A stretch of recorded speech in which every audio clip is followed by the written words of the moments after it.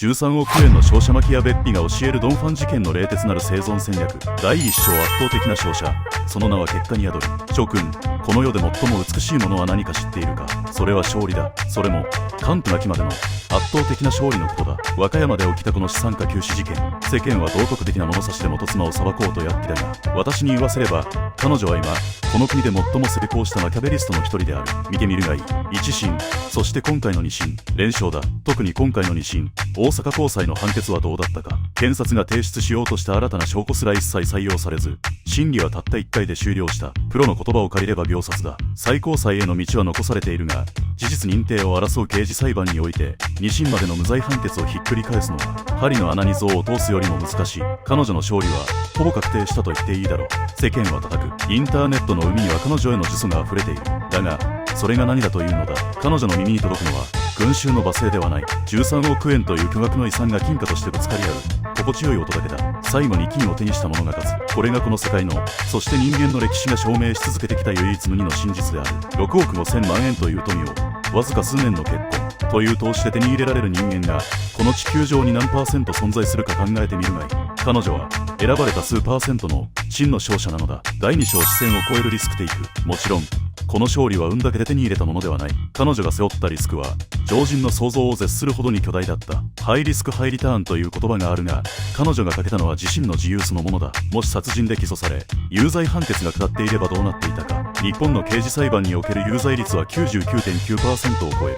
一度起訴という土俵に上げられればそこから生還できる確率は 0.1% にも満たない。しかも罪状は殺人だ。懲役20年あるいはそれ以上の歳月を鉄格子の中で過ごす可能性があった。彼女はその 0.1% の細い糸を手繰り寄せ起訴という死の淵から生還した。この賭けに勝つために彼女は沈黙を守り揺るがぬ意志で無罪を主張し続けた。道徳的に正しいかどうかではない。自らの目的のために国家権力という巨大な怪物を相手に一歩も引かずに戦い抜く胆力。私マキアベッピが君主論で説いた運命の女神をねじ伏せるビル闘力がそこには確かに存在したのだ。第3章検察の無理ゲーと敗北の必然。そもそも検察側の論理は最初から崩壊していた。私に言わせれば彼らは勝てない戦を仕掛けた無能な将軍に等しい。彼らが持ち出したのはスマートフォンの検索ワードというあまりにも脆弱な間接証拠だった。覚醒剤、摂取完全犯罪といった言葉を検索していたことが殺人の証拠になるというのか。笑わせないでほしい。検索履歴とは人間の知的好奇心や妄想の断片に過ぎない。それをリークして世論を味方につけようとした時点で検察の苦肉の策は透けて見えていた。何より犯行の手口が無理ゲーなのだ。致死量の覚醒剤を相手に気づかれずに飲ませる。苦い覚醒剤をどうやって食事に混ぜたのか飲み物に溶かしたのか。肝心の殺害方法が特定できないまま彼女しかいないという消去法で裁こうとした検察の傲慢さがこの無罪という当然の結果を招いた。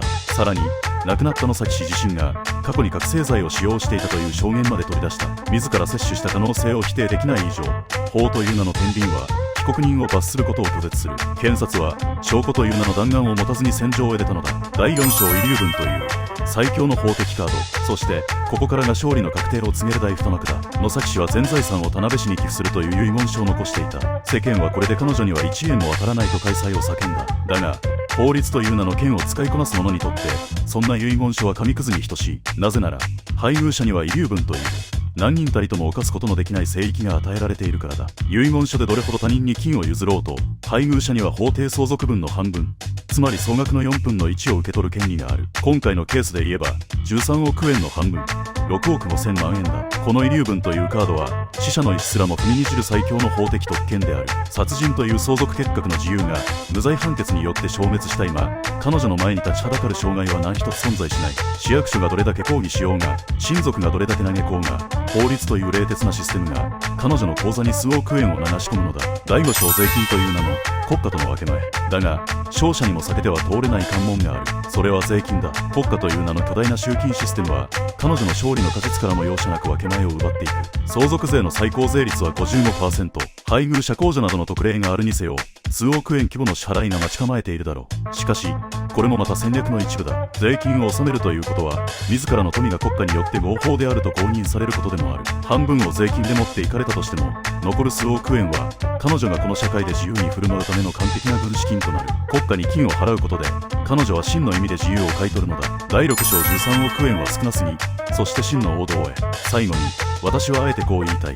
13億円そんなものは少なすぎる。世間はこの金額に驚愕し、彼女を悪女のように扱うが、一人の男が一生をかけて築き上げた富の総額としてはあまりにも寂しい数字ではないか。そしてその半分を手に入れるために彼女が支払った代償、数年にわたる逮捕勾留、世間からの容赦ないバッシング、そして一生きれない殺人容疑者というレッテル、それら全てを天秤にかけた時、6億5000万円という金額は果たして妥当と言えるだろうか。だが彼女は笑っているだろう。